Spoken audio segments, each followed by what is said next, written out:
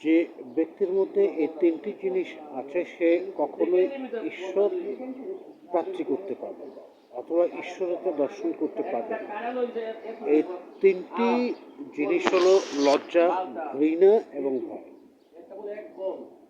আলেমদের রহমত, আলেমদের বাঁতাবাদ বা আলেমদের মত বিরোধ যেমন রহমত স্বরূপ, যেমন শ্রী শ্রী রামকৃষ্ণ পরম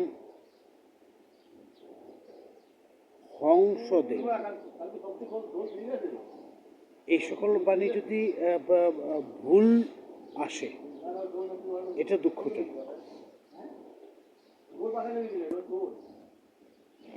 বুঝলেন? মোহাম্মদ ইমরানুল ইসলাম P1 P2। এখন এটা কিন্তু পরেরটা, ডাবল পাম্প করে